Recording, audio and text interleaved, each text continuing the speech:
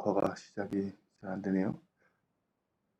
네, 그러면은 오늘 수업, 그 세 번째 수업으로 외부의 지도와 동작에 대해서 진행하도록 하겠습니다.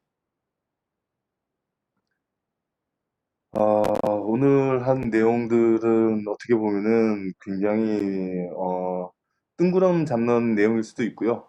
아니면은 뭐 조금 다른 시각일 수도 있고요. 그런데 저만의 그냥 학생들한테 말씀드리기를 그냥 제가 개똥철학이라고 이렇게 말씀을 드리는데 저만의 뭐 나름의 철학이 담겨져 있는 뭐 그런 내용이라고 할 수 있습니다. 그래서 우리가 현재 웹을 어떻게 바라봐야 되고 우리가 웹 서비스를 어떻게 구축을 해야지 더 가치 있는 일인가에 대해서 상당 시간 저도 고민을 많이 했습니다. 왜냐하면은 여러분들 앞에서 저는 이렇게 강의도 하고 있지만 제가 실제 그 사업에 관련된 일들도 굉장히 많이 진행들을 했었거든요. 그러한 일들을 진행하면서 과연 어떠한 방향으로 가야지 옳은 방향으로 제가 아니면 저의 팀, 저의 구성원들을 이끌어갈 수 있을까에 대한 고민들을 상당히 많이 했었는데요. 그런 고민들 중에 하나의 그 고민의 방향? 뭐 이런 것들이라고 보시면 됩니다. 오늘 수업의 주제가. 그래서 보시면은 지금 뭐 이렇게 동그라미들이 축이 있는데요. 이게 뭐지? 뭐 이렇게 생각이 좀 드실 거예요. 이 동그라미 큰 것도 있고요. 좀 작은 것도 있고요. 이게 가지고 있는 의미들 뭐 이렇게 한번 생각을 해보면 참 난해하죠. 이것들을 본 학생들도 있을 거고 보지 않은 학생들도 좀 있으실 것 같아요. 이게 그냥 큰 동그라미, 작은 동그라미 뭐 이런 것들도 있고요. 이게 실제로 보면은 2011년도에 해당되는 동그라미 지도예요. 지금 요 화면은 2012년도 지도가 맞고요. 지금 요 화면에 보시는 게 요 화면이 2011년도의 지도입니다. 하지만 요 지도가 사실 어마어마한 데이터의 집합의 그 가시화 결과입니다. 그래서 실질적으로는 2018년에 공개가 됐지만 2011년도 지도고요. 좀 전에 보신 지도는 2020년도에 지금 현재 공개되고 있지만 실제 데이터는 2012년도에 해당되는 데이터들입니다. 이게 그냥 여러분들이 봤을 때는 무엇하고 비슷한가요? 제가 볼 때는 이렇게 그 밤하늘에 이렇게 떠 있는 별들과 저는 좀 많이 유사한 것 같아요. 이런 하늘을 바라보기는 참 쉽지 않죠. 특히 이제 우리나라나 특히 이제 여러분들 같이 서울이나 이 경기도 수도권에서 살고 계신다면은 이렇게 은하수를 보신다는 것은 거의 불가능하죠. 하지만 좀 전에 보신 그러한 지도가 어떻게 보면은 이 별의 모습과 굉장히 비슷하지 않나. 뭐 이런 생각들을 하고 있어요. 저는 하고 있습니다. 이 별들이 가지고 있는 이 의미가 무엇인가에 대해서 고민을 많이 해봤습니다. 그래서 보시면은 여기에 이제 큰 별도 있고요, 작은 별도 있고, 어떤 별들이 모여 있는 군집도 있고요. 이 은하수라는 것들은 우리 은하가 속해 있는 은하팔 또는 은하 중심의 그러한 별들의 군집을 그냥 구름처럼 이렇게 보이는 것이잖아요. 이렇게 이제 구성되어 있습니다. 뭔가 이해는 잘 안 되지만 약간 뭐 납득이 될 것 같기도 하고 그렇죠. 그냥 그렇습니다. 그냥 저의 개봉철학이라고 보시면 될 거고요. 그러면은 이들 간의 우주와 저기 뭐냐 좀 전에 보여줬던 지도 그것들의 공통점이 있을까요? 그러면은 좀 전에 보여드렸던 이 지도는 무엇인가? 이제 설명을 드리면은 이 지도는 현재 우리가 가지고 있는 인터넷 서비스들에 대한 그런, 접속 크기를 접속 수를 동그라미 크기로 나타낸 겁니다. 저 가장 큰 동그라미는 뭐, 그냥 쉽게 예상하면은 구글이나 페이스북, 뭐 유튜브 이런 게 될 것이 당연하겠죠. 그렇죠? 그래서 이런 큰 동그라미들이 나타내고 있는 게 인터넷 서비스 저기 뭐냐 도메인에 대한 접속 수를 나타내요. 그냥 단순하게 그 수를 데이터로 나타내서 그림을 이렇게 그려보니까 그냥 보시는 바와 같이 이렇게 그 밤하늘에 떠 있는 우주와 비슷하다. 뭐 이렇게 저는 이제 주장을 하고 있는 거죠. 이런 인터넷 그 서비스를 저렇게 지도로 나타낸 것과 여기 한 밤하늘에 사진을 찍어 놓은 것과 간에 공통점이 있을까요? 그럼 공통점이 있으면 무엇일까요? 이것들에 대해서 이제 고민할 필요가 있는데요. 이 고민은 우주가 어떻게 연결되어져 있나를 한번 바라보게 됩니다. 그래서 그냥 가장 작게는 요 밑에 이제 태양계가 있겠죠. 이거 우리 은하의 그림을 뭐 나타내는 건데요. 태양계가 있을 거고 그 태양계가 이 우리 은하의 나선팔 어느 한 지점에 이렇게 어, 그 우주 과학자들 얘기로는 나선팔 한 요쯤에 태양계가 있다고들 이렇게 말씀들을 하고 있죠. 그리고 우리 은하 중심에 이렇게 이제 블랙홀이 있어서 그 블랙홀을 중심으로 은하가 이렇게 뱅글뱅글뱅글 돌고 있는 그런 형국이고요. 그러면은 이 우주에는 하나의 은하밖에 없느냐? 그렇진 않고요. 조금 더 멀리 바라보게 되면은 이렇게 많은 은하들이 있고 또 더 멀리 바라보게 되면 이 하나하나 하나의 은하들이 뭐 마치 별과 같이 이렇게 보이는 형국이 되고요. 또 더 큰 그 세상들이 이렇게 있을 수가 있습니다. 그러면은 이것들이 사실은 뭐 크게 들어가더라도 무한정 커지는 그런 세상인 거고요. 작게 들어가더라도 더 이상 끝이 없게 작아질 수 있는 그런 세상들이죠. 사실 이제 우리가 그 사람의 입장에서의 그 거시세계를 바라보는 관점이라든지 아니면은 미시세계를 바라보는 관점이라든지 뭐 이런 것들을 우리가 사람의 입장에서 바라보게 되면은 사람을 중심으로 바라보고 있기 때문에 우리가 거시적 세상에서도 미시적 세상에서도 사람이 한 가운데 있는 그런 모양새를 지금 현재 취하고 있습니다. 그래서 가장 큰 우주로부터 우리가 사람이 있고 그 중심점부터 가장 미시세계를 바라보고 뭐 원자 세상이라든지 뭐 전자 세상이라든지 이런 거를 바라보게 되는데 사실은 사람의 사이즈와 사람의 과학 기술력을 가지고 더 큰 세상이라든지 현재 더 작은 세상을 바라볼 수가 없는 거죠. 그래서 그 이상은 무엇이 있고 사실 그 이하는 무엇이 있는지 잘 모르는 겁니다. 이것이 어떻게 보면은 순환고리를 가지고 있다. 뭐 이런 SF 영화들이나 아니면 소설들 아니면 그러한 철학들로 이루어진 종교 집단들 뭐까지도 생겨나고 있죠. 사실은 그렇습니다. 어,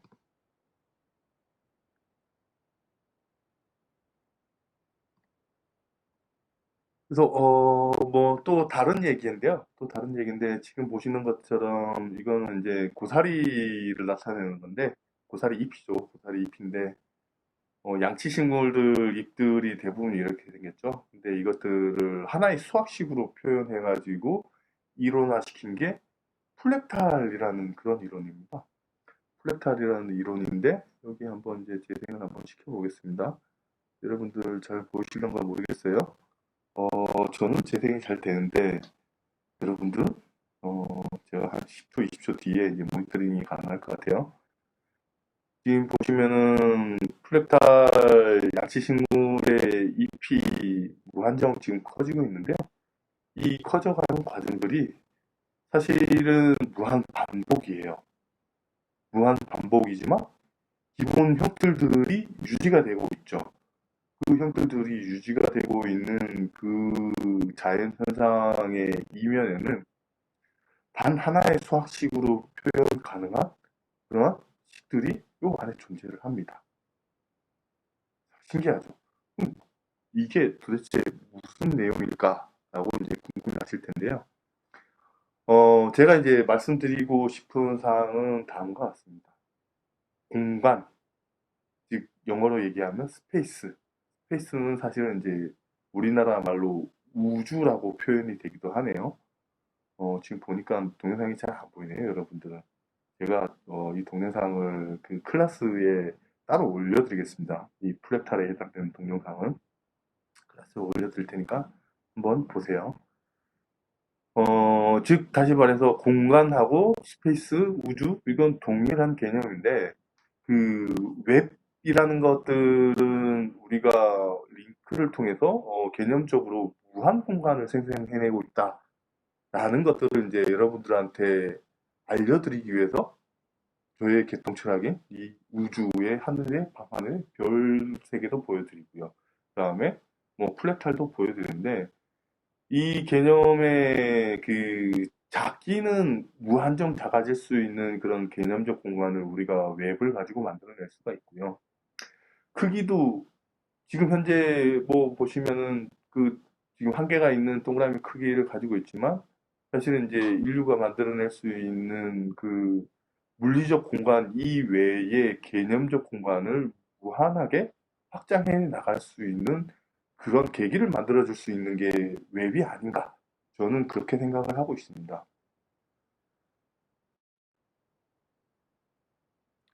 그래서 사실은 그 플렉타를 보여드린 이유는 뭐 다른 건 아니고요. 플렉타는 카오스죠, 카오스. 카오스 이론을 하나의 그 이론으로 중립하고 이론화시킨 게 이제 플렉탈이라고 할 수가 있는데요. 우주는 이런 혼란, 카오스로 이루어져 있습니다. 하지만 이 불규칙하고 혼란스럽다라는 그 의미의 카오스, 즉 우주 공간은 무한정 혼란스럽고 무한정 그런 의미 없는 그런 불규칙한 공간들이 사실은 아니라는 거죠. 이것들을 미시적으로나 고시적으로 살펴보게 되면은 굉장히 균일한 그런 우리가 상상할 수 없는 그런 반복성, 균일성, 규칙성을 발견할 수가 있습니다. 그래서 같은 일을 반복하게 되고 또 다른 일을 하게 되고 뭐 이런 과정이 사실은 카오스와 같고 이게 우주와 같더라. 이 부분은 사실은 이제 작은 부분이 어떤 큰 그 전체의 사안을 대변하고 있고 전체가 사실은 어떻게 보면은 작은 사안을 또다시 대변하고 있는 무한 공간을 나타내는 겁니다. 그래서 이러한 웹이라는 것은 사실 굉장히 단기간에 만들어졌습니다. 그 갑골 문자라고 하시죠? 갑골 문자. 그 저기 뭐냐 거북이 등 껍질에 쓰여진 문자인데요. 기원전 뭐 표에서 장표에서 보시는 것처럼 기원전 1200년에서 1050년에 만들어진 그런 문자죠. 여기서 실제 서적이 나오고요. 이게 종이 활자로 이루어지고 그다음에 이게 서적이 되고 그다음에 뭐 사실 이 종이책절은 2018년까지 이렇게 쭉 이어오고 있습니다. 이 문서에 내재된 지식이라는 것들을 우리가 분량으로 따져서 예를 들어서 데이터 크기를 따져서 우리가 이제 측정을 한다면은 이 서적에 들어있는 데이터들은 굉장히 유한하죠. 하지만 웹이 지금 시작된 것은 뭐 1970년대 이렇게 시작되었다지만 본격적으로 우리가 일상생활에 들어오고 일반인들이 사용하기 시작되었다라는 시점들은 1989년이라고 볼 수가 있습니다. 1989년에 시작을 해서 지금 2019년이죠. 19년? 9년? 19년? 30년이죠, 30년. 30년 새에 우리가 이 웹이라는 공간 속에 들어있는 데이터의 분량들은 인류가 기원전 1000년부터 오늘날까지 쌓아온 이런 활자체나 문서에 들어있는 그런 지식에 비하면은 어마어마하게 많은 양들이 지금 이 웹 공간 속에 들어가 있는 겁니다. 이 웹이라는 것들은 어떻게 보면은 뭐 우리가 정보화 사회, 그 이전에 산업화 사회, 그 이전에 뭐 농경 사회, 이렇게 각각 사회를 뭐 규정 짓고 있는 그런 역사의 발전이 있는데요. 그 발전 속에서 정보화 사회를 구축하기 위해서 이 종이 활자라든지 기존 활자 매체, 정보의 저장 매체들이 가지고 있는 한계를 어마어마하게 뛰어넘었습니다. 뛰어넘는 속에서 우리가 실제 이 웹이라는 그런 그 정보들을 이용해서 어떤 가치들을 만들어내고 그 가치들이 실제 우리 현물 시장을 좌지우지하고 있는 그런 현상까지 오게 된 거죠. 우리가 요번 학기에 수업을 진행해 가면서 알겠지만 사실 이제 여러분들 뭐 일부는 주식을 하실 수도 있고 일부는 주식을 안 하실 수도 있는데 현물 경제의 크기 뭐 이런 것들을 바라보게 되면은 어 지금 어떻게 보면은 뭐 고전 예를 들어서 고전 산업이라고 하면은 자동차를 만들어내고 아니면은 저런 저기 뭐냐 우리가 뭐 저기 눈에 보이는 이런 건설을 하고 아파트를 짓거나 건물을 짓거나 이런 것들을 하거나 아니면은 뭐 심지어는 컴퓨터를 만들거나 텔레비전을 만들거나 이런 전자제품을 만들더라도 사실 이런 부분들은 현물 경제에 속하는 거죠. 현물. 그러니까 우리가 눈에 가시적으로 볼 수 있는 그런 경제의 그 하나의 그 부분이죠. 그런 부분이 있는가 반면에 우리가 이런 웹이라든지 인터넷을 가지고 하는 사업들이 있습니다. 이 사업들은 사실은 현물 경제가 아닙니다. 인터넷을 가지고 하는 사람이죠. 그 실제 구글이라고 생각하면은 뭐 어마어마하게 큰 기업인데 이 사람들이 현물 경제를 하고 있다라고 하면은 이분들은 뭐 어마어마한 거대한 IDC를 가지고 있어서 현물 경제가 아니냐 뭐 이렇게 주장할 수도 있겠지만 사실은 그렇지 않죠. 이분들이 생산해내는 가치라는 것들은 우리가 제품을 구매하거나 사용을 함으로써 획득해지는 게 아니고요. 그냥 단순히 웹이라는 공간에서 우리가 검색을 하기 때문에 획득되어지는 가치인 거죠. 그 가치가 지금 전통산업의 가치를 월등히 뛰어넘어가고 있는 거죠. 이게 주식의 가치로 표현이 되고 있는 오늘날의 현상입니다. 그래서 정보의 양도 그렇고 생활의 습관, 인류의 문화가 지금 바뀌어져 가고 있는 그러한 시기라고 이렇게 말씀을 드릴 수가 있는 거죠. 아유, 죄송합니다. 아유, 제가 시기라고 말을 했더니 시리가 듣고 있어서 죄송합니다. 아유, 미안합니다. 제가 아이폰을 가지고 모니터링을 하고 있는데 자꾸 시리가 응답을 해서 이게 그 강의에 사고를 일으켰네요. 미안합니다. 그러한 시기가 지금 오늘날의 시기다. 이렇게 이제 말씀을 드리고 있습니다. 그래서 실제 제가 생각할 때는, 우주라는 개념과, 그 인터넷이라는 개념이 서로 상이한 개념 같지만, 이 같은 특징들, 성질들을 가지고 있지 않나라는 저는 생각을 저는 하고 있거든요. 그래서 어떤 뭐 우주 법칙 중에 가장 기본적인 법칙이죠. 뉴턴이 그 증명한 사과가 떨어지면서 증명하게 된 중력의 법칙.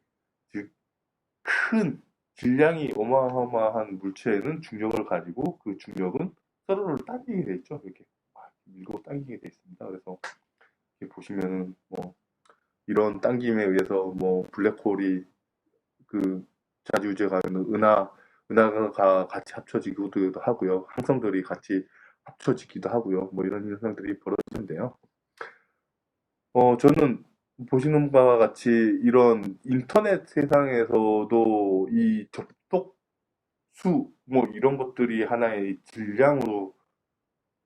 질량의 특징으로 어떤 성격들이 발현이 되고 그 성격들에 의해서 그 작은 그런 인터넷 그 도메인들이죠. 도메인들을 끌어당기고 있다. 저는 이렇게 바라보고 있습니다. 여기 보시면은 이제 우리가 그 처음에 봤던 그런 그 페이지를 조금 더 자세하게 바라본 건데요. 그 페이지는 이렇게 이제 어, 요 사이트에 들어가서 보시면 확인할 수가 있습니다. 여기 이제 여기 보시면은 요 사이트가 있는데요. 저희가 공유를 한번 해드리겠습니다. 시험 웹 브라우저를 통해서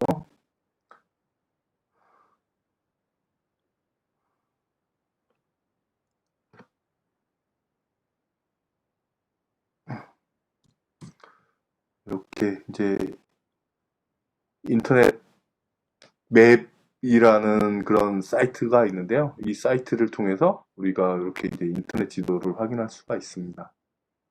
이것들을 확대를 시켜보면요. 이렇게 보시면은, 전체 인터넷 지도에서 이렇게 큰 역할들을 차지하는 것이, 보시면은, 어, 어, 죄송합니다.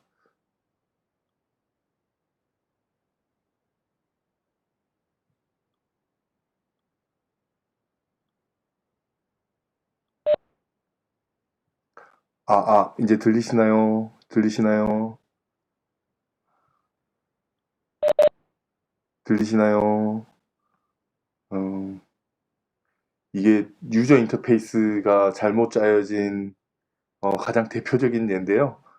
제가 이렇게 하다 보면은 지금 공유를 하기 위해서 버튼들을 누르게 되면은 그 바로 맞은편에 뮤트 버튼이 있어요. 그래가지고 이것이 자꾸 저도 모르게 누르게 됩니다.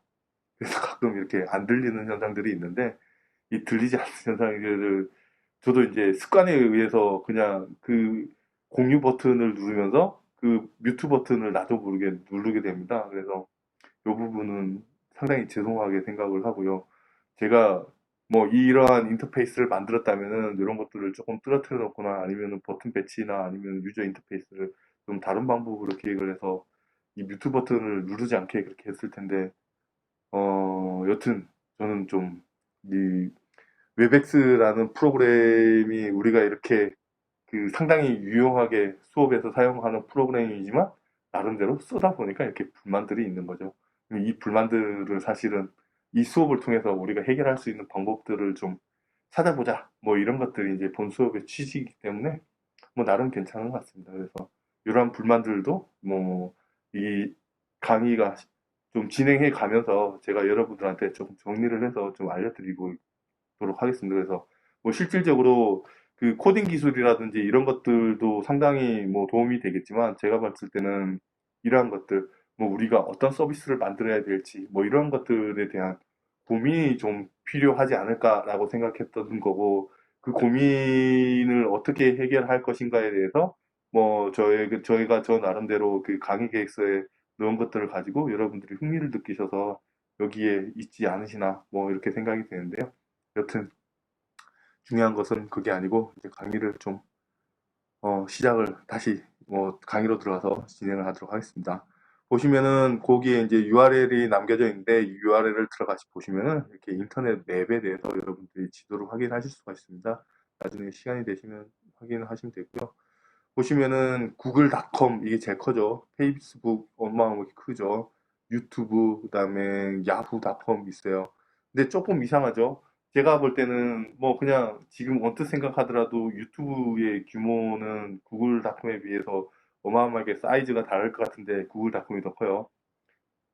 페이스북도 사실은 이제 마찬가지일 것 같고요. 야후는 지금 뭐 생각보다 영향력이 많이 줄었죠. 이것들은 말씀드린 것처럼 2012년의 데이터를 지금 2020년에 보고 있기 때문에 그런 겁니다. 지금 오늘날의 데이터는 이 데이터가 아니겠죠. 이 지금 유튜브가 훨씬 더 커지고, 그다음에 페이스북은 잘 모르겠어요.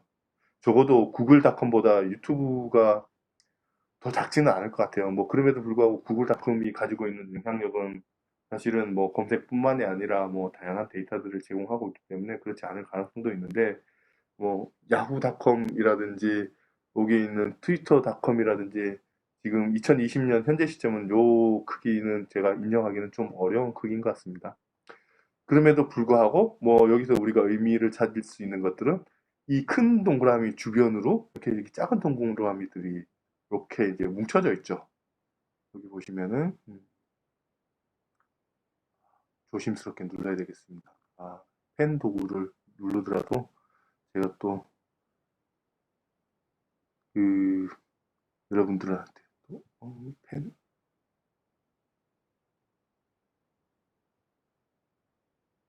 여기 보시면은 이렇게 작은 동그라미들이 주변에 널려져 있죠.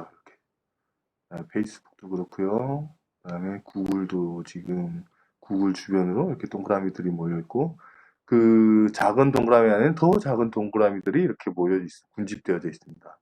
유튜브에도 주변에 이렇게 군집되는 사이트들이 있고요.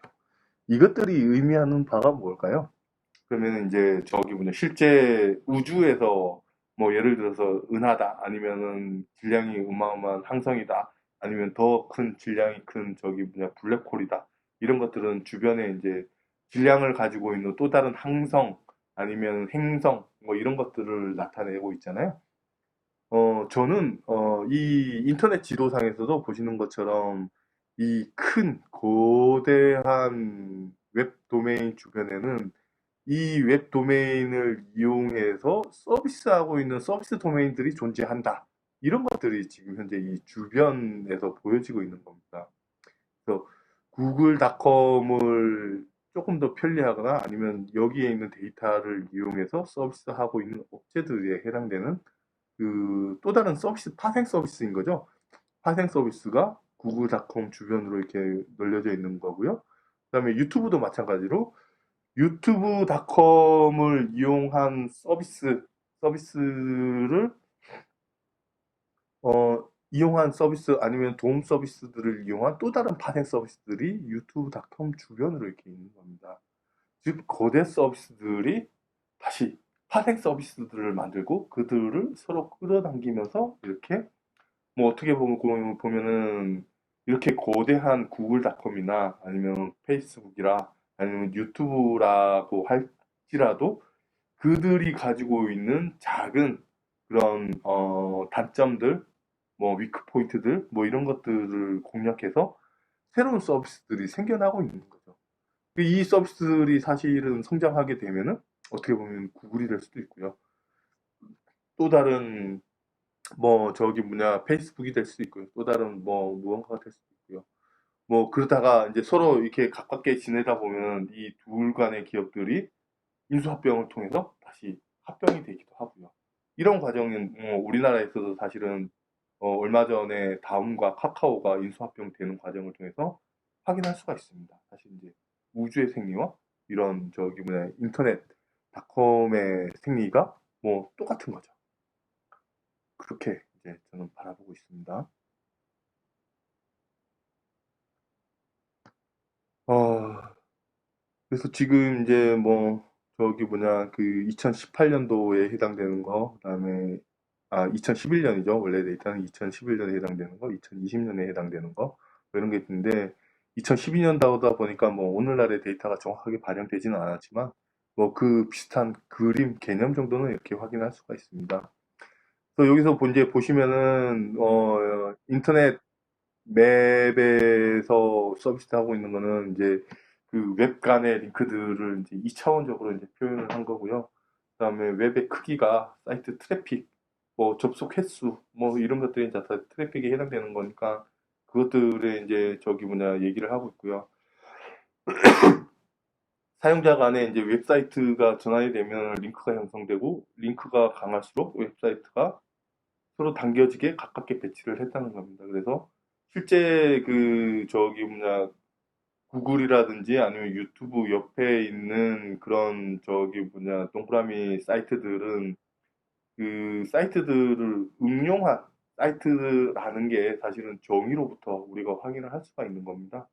보시는 것처럼 서로 그 링크가 강력하게 이제 동작하고 있다라는 것들은 이제 구글이라든지 아니면 해당되는 작은 서비스라는 것들이 이제 서로 그 저기 뭐냐 링크가 뭐 타이트하게 공유가 되고 있다라는 것들 이제 보는 거죠. 이게 이제 사실 뭐 우리가 어떻게 보면은 그런 양자 물리학에서 유추된 가시화 방법이 적용을 했다라고 할 수가 있는데 이게 이제 제가 얘기한 게 아니고 그 인터넷 맵 서비스가 본인들이 정의한 것들을 제가 정리를 해드리는 겁니다. 그러다 보니까 이 웹이라는 것이 우주의 형상과 굉장히 비슷하게 그렇게 나온 걸 수도 있지만 그들이 인터넷이나 웹이 가지고 있는 본질적 특성이 우주와 유사하다라는 것들을 우리가 하나 더 알 수가 있는 거죠. 어, 네, 그렇습니다. 그래서 실제 그 우주가 가지고 있는 특징들은 사실은 우리가 이제 다 밝혀지지는 않았습니다. 다 밝혀지지는 않았고요. 실제 이제 뭐 우리가 과학기술이 발전한다든지 그렇게 되면은 뭐, 여러분들 뭐 얼마 전에 나와 있는 그래비티라는 영화를 보셨는지 모르겠는데 인터스텔라나 뭐 그래비티 마찬가지죠. 인터스텔라에서 이제 뭐 중력이 끌어당기는 것이 굉장히 인상 깊죠. 아니면은 웜홀, 뭐 저기 블랙홀 이런 것들 통해서 시공간을 이동하고 뭐 이런 것들이 있는데 지금 오늘날의 과학 기술로 우주에서의 웜홀이나 블랙홀을 통해서 순간 이동하는 그런 방법들은 구현이 되지 않았습니다. 하지만 우리는 우리의 문명은 이러한 그 개념들을 웹 공간에서 실행을 하고 있죠. 웹 공간에서 실행을 하고 있습니다. 이게 보시면은 지금 이런 것도 이제 새로운 형식의 웹인데요. 여기 보시면 링크가 있습니다. 링크를 이렇게 따라가서 보게 되면요. 위키피디아에 있는데 위키피디아에서 이 인터넷 맵을 이렇게 새롭게 해석한 겁니다. 이게 저기 뭐냐 좀 전에 보시는 것처럼 그 인터넷 맵.넷 서비스하고 이 위키피디아에 제공하고 있는 서비스하고는 지금 사뭇 다른 모습입니다. 잠시만요.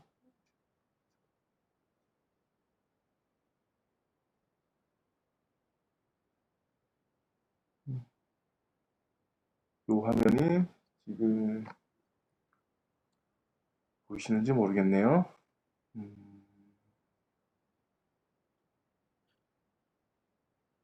네, 보이는군요. 이제 보입니다. 네, 이렇게 하고 있는데, 어떻게 보면은, 그렇게 이제, 그 트래픽을 중점으로 그 동그라미 크기를 우리가 결정짓게 되면은, 그 부분은 뭐, 하나의, 여기 뭐냐, 중력 지도로서의 유사하게 우리가 확인할 수 있지만, 그 서로 간에 링크된 것들을 이렇게 형상화시키면은, 보시는 것처럼, 마치 이것은 뉴런과 같죠. 그쵸? 저는 머릿속에 있는 뉴런과 비슷한 그런 맵을 가지고 있다. 뭐 이런 생각을 하고 있는데요.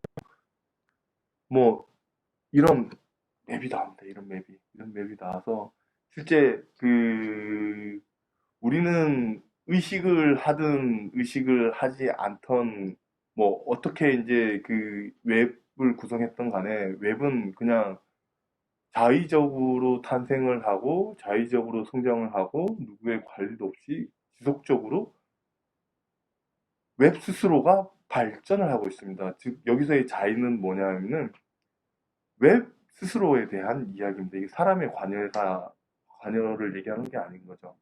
뭐, 물론 이제 이 작은 부분 하나하나는 사람의 관여에 의해서 이렇게 큰 지도가 이제 만들어지게 되었는데요.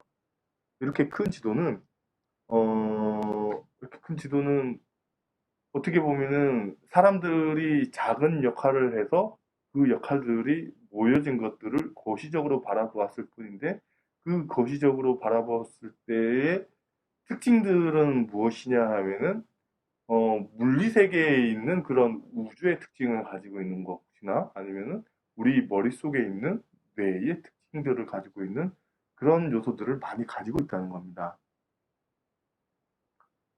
어, 제 모니터링 창만 좀 느린지 잘 모르겠는데요. 제 모니터링 창은 아직도 웹 쪽에 있네요. 다시 한번 확인하겠습니다. 여러분들은 어떤 화면을 보고 계신지 궁금합니다. 네, 이렇게 이제 다시 PT를 쉐어를 하고요. 네, 쉐어가 플러스 나옵니다.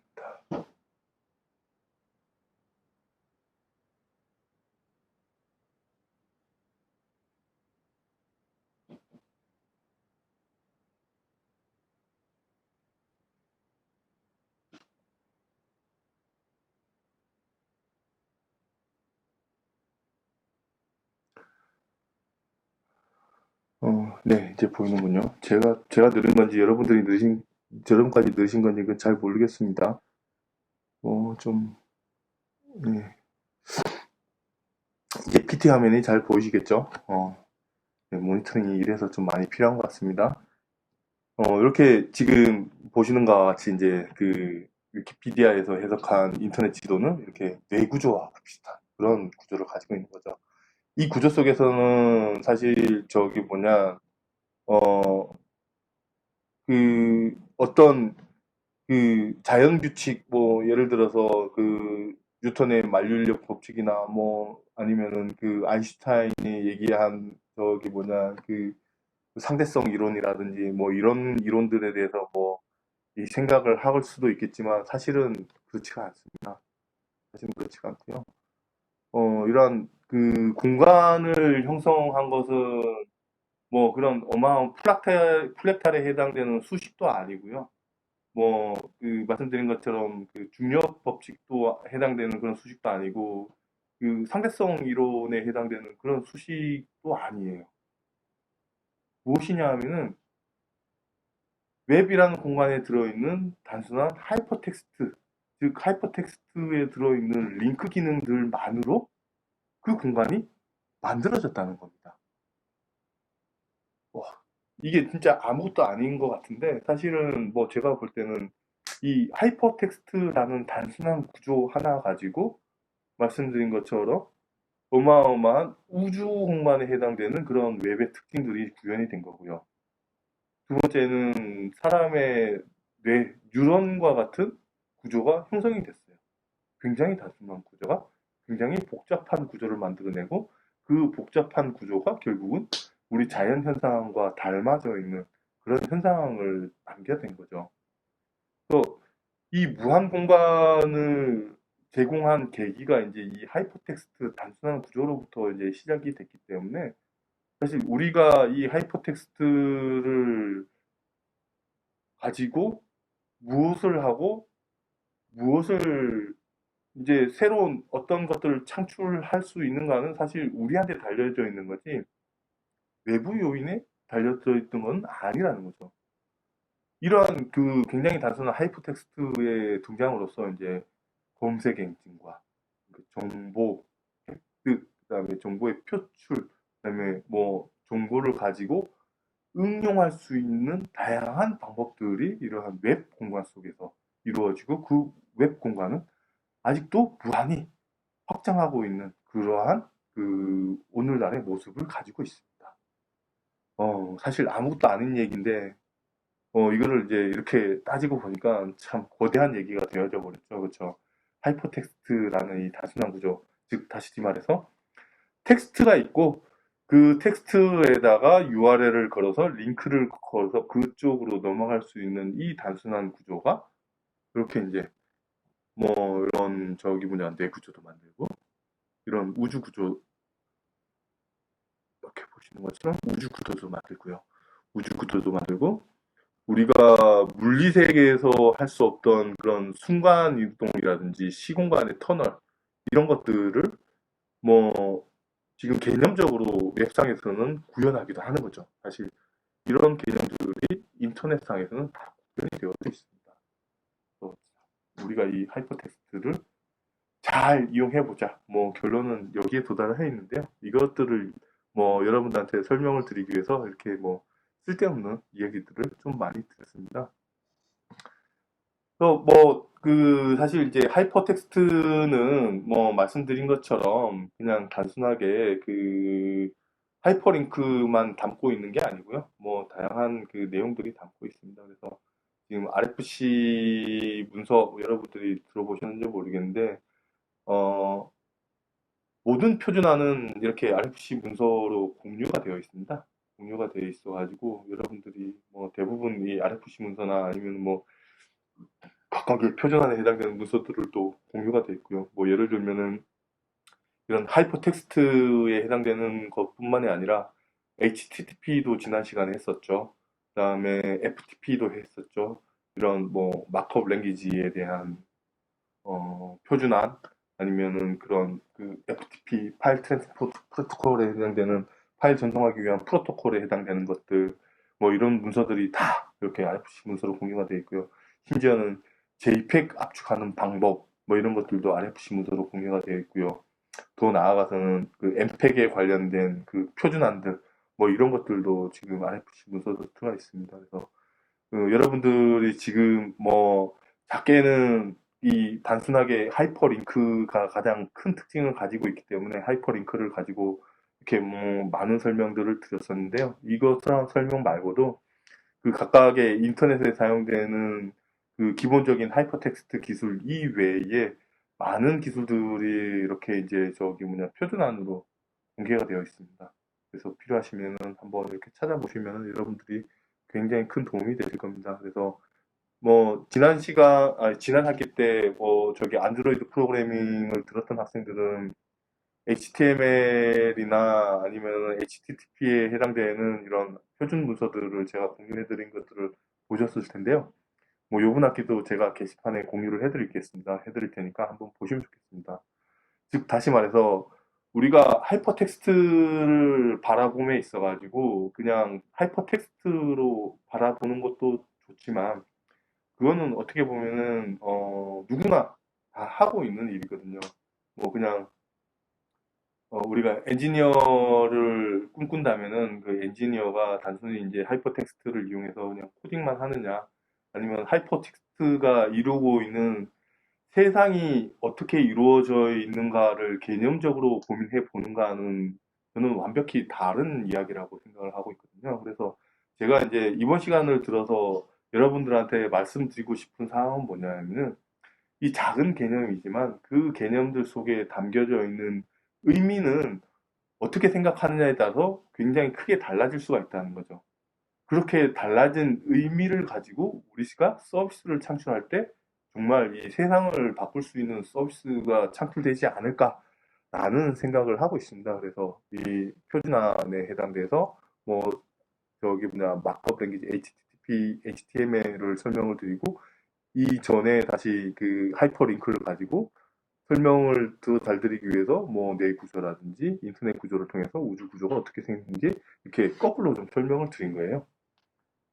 좀 황당하시기도 하겠죠. 하지만 그렇게 이제 다른 시각을 좀 가져보자. 라는 게 이제 그 오늘의 핵심적인 주제였습니다. 그래서 이제 뭐 HTML, 뭐 마크업 랭귀지, 하이퍼링크 뭐 이런 기술도 좋지만 그 기술 안에 녹여져 있는 개념이 무엇이고 그 개념들을 어떻게 우리가 활용할 수 있는지 뭐 이런 것들을 조금 더 깊이 뭐 고민해 보는 계기가 되었으면 합니다. 이번 시간을 통해서. 그러면은 이제 세계의 그 도메인들은 아니면 글로벌 기업들은 그 인터넷 세계, 웹 세계의 인터넷 기업들은 이렇게 움직이고 있는데 우리나라 기업은 어떻게 움직이는지 한번 궁금하죠? 그래서 한번 살펴보겠습니다. 다시 한번 이제 조심스럽게 웹 브라우저를 공유를 드리고요. 웹 브라우저를 공유를 드리고 아까 인터넷 맵이라는 사이트가 이렇게 있고요. 그 사이트에서 한글이 나왔네요. 컴을 검색을 한번 해보겠습니다. 네이버닷컴. 이렇게 있습니다. 우리나라의 구조는 이렇죠. 우리나라의 구조는 뭐 네이버가 제일 크고요. 다음에 뭐 다음이 크고요. 구글.co.kr이 크고요. 뭐 이렇게 돼 있어요. 이렇게 큰데 뭐 지금의 상황하고 좀 다를 수도 있죠. 지금 네이트닷컴도 이렇게 큰데 네이트닷컴이 이렇게 크진 않겠죠. 2020년 오늘에는 크진 않을 것 같아요. 뭐 다르게 이제 주요하게 볼 만한 게 뭐가 있을까요? 음, 여기 보면 DC 인사이드도 있고 이글루스도 있고 뭐 옥션도 있고요. 뭐 우리가 G마켓도 있고 우리가 알고 있는 사이트들 이렇게 카페24 뭐 이런 사이트들이 있네요. 그렇죠? 이런 사이트들이 이제 국내에서 이렇게 경쟁을 하고 있죠. 국내에서 이렇게 경쟁을 하고 있는데 이것들을 지금 좀 줄여볼게요. 좀 줄여보고 그러면은 블로그스팟닷컴이 있는데 그보다 이거 엄청 작아요. 이게 네이버닷컴이 우리나라에서 제일 큰데 그쵸? 또 한번 줄여볼까요? 또 줄여보고 실제 이제 구글닷컴이 보였어요. 구글닷컴이 저 위에 이렇게 있죠. 이렇게 거대한 기업이 우리나라는 이렇게 경쟁을 하고 있습니다. 요 밑에서 안타깝죠. 여러분들하고 저하고 우리나라에서 이렇게 초록색으로 구글닷컴과 같은 이렇게 거대한 동그라미를 만들면은 좋겠다라는 게 이제 저의 바람인 거죠. 저도 이제 그렇게 하기 위해서 노력을 하고 있는데 참 쉽지가 않네요. 그 부분이. 이제 환경적인 요인들도 있고 우리 능력이 좀 딸리는 것도 있고 뭐 그러하겠지만 여전히 노력을 하고 있습니다. 그래서 여러분들도 지금은 아니고 여러분들이 뭐 사회에 나가셔서 아니면 현업에 직접 나가셔서 그 어떤 일을 하시거나 그 무엇이 더 좋습니다. 이게 뭐 이렇게 닷컴에 해당되는 그런 도메인의 인터넷 서비스를 하시는 것도 좋고요. 아니면 현물 경제에서 기술을 발견하는 것도 좋은데 가급적이면 이렇게 영향력 있는 그런 일들을 하기 위해서는 우리의 위치가 어느 쪽인가를 확인할 필요가 있는데 우리의 위치를 지금 여러분들한테 보여드리고 있는 게 우리가 위치가 이제 지금 요만큼이다 하는 거죠. 아, 좀 어렵습니다. 다시 저기로 돌아가세요.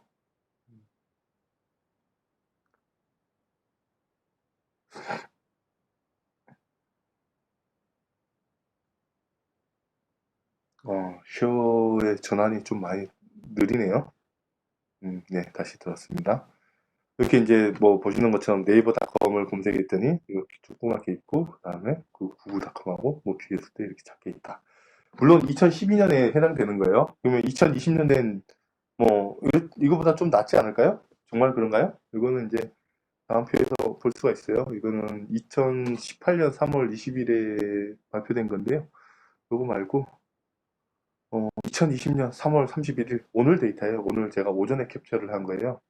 탑 사이트인 사우스 코리아 남한에 있는 그 가장 그 저기 뭐냐 트래픽이 많은 사이트들에 대해서 이제 저기 뭐냐 순위를 매겨 놓는데요. 보시면 우리나라에서 1위는 구글이에요. 구글이고 그다음에 우리나라에서 2위는 네이버입니다. 네이버고 3위는 유튜브예요. 그 다음이 다음이고 스토리 뭐 이렇게 쭉 나가 있죠. 이제 이게 이제 우리나라 얘기인데 그 실제 이제 국내 말고 여기 토탈 토탈 사이트 랭킹 뭐 이렇게 봤을 때 이게 그 구글닷컴과 네이버닷컴의 숫자의 차이는 아까 지도에서 본 게 그대로 유지가 돼 있죠. 2012년뿐만이 아니고 2020년 3월 31일에 오늘도 사실은 아까 보여드렸던 그 지도하고 크게 다르지 않습니다. 다르지 않아요. 지금 보시면은 아까 그 2012년에 지도가 잘못되었다는 게 여기서 이제 확실히 드러나죠. 보면은 이제 탑 사이트 랭킹에 페이스북이 구글에 비해서 엄청 크죠. 그쵸? 그 구글닷컴하고 유튜브닷컴은 여전히 이제 비슷한 크기를 갖고 있고요. 페이스북은 뭐 그들에 비해서 겨우 뭐한 두 배까지는 아니고 한 1.5배 정도의 규모 뭐 이런 정도를 가지고 있습니다. 가지고 있습니다. 위키피디아도 어마어마하게 큰 영향력을 행사하고 있죠. 아까 그 2012년도 지도에서는 우리가 위키피디아를 볼 수는 없었죠. 대신에 야후닷컴을 볼 수가 있었는데 지금은 이제 위키피디아를 보는 게 훨씬 나을 것 같고요. 이렇게 이제 지금 아마존 아마존 맞죠? 알렉스닷컴 아마존에서 지금 공유된 그런 인터넷 순위 그 크기를 봤을 때 이렇게 큰 차이를 보이고 있습니다. 지금의 지도하고는 다른데 뭐 어쨌든 간에 우리가 글로벌하게는 어느 정도 위치에 있는지 확인할 수 있는 그러한 표가 되겠습니다. 그걸 보고 우리의 위치를 알아보았습니다. 좀 참담하죠. 그래서 저나 여러분들이나 좀 더 많은 노력들을 했으면 좋겠고요. 사실 이제 그 하나의 경험을 전달해 드리면은 얼마 전에 그 저희가 뭐 서비스를 하나 런칭을 하기 위해서 작년이죠. 작년에 제가 뭐 지금은 아니지만 그 네이버닷컴에서 제공하는 클라우드 서비스를 잠깐 써봤는데요. AWS하고 네이버닷컴의 클라우드 기능들하고는 굉장히 큰 차이가 있습니다.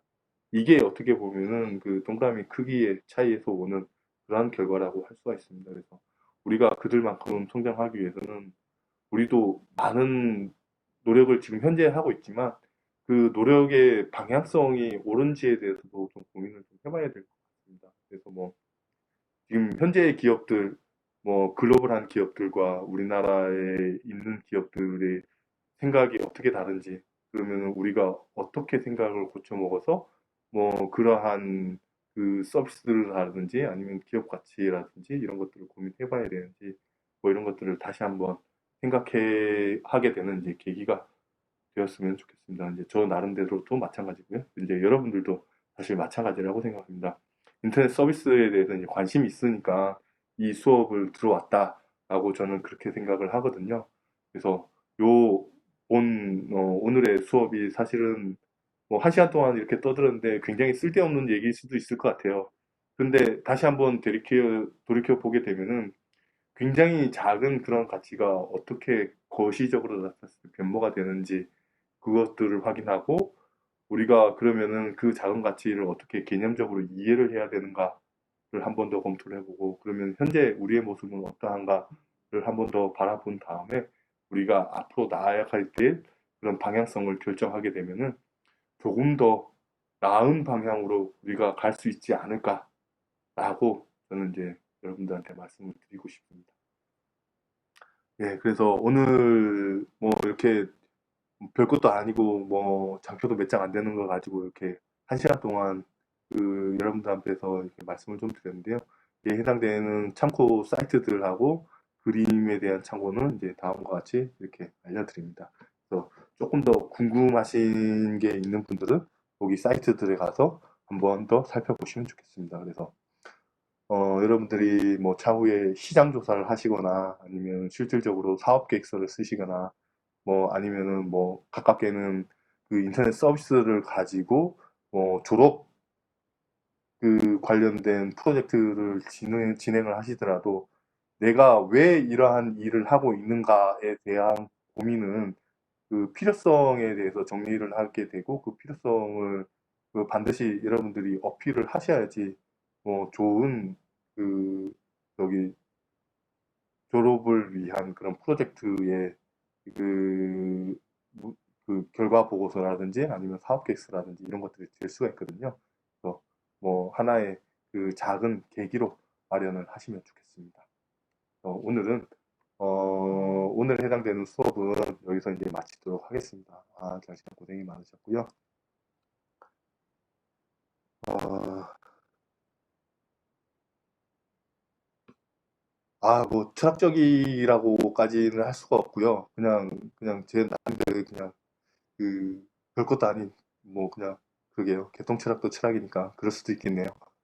고맙습니다.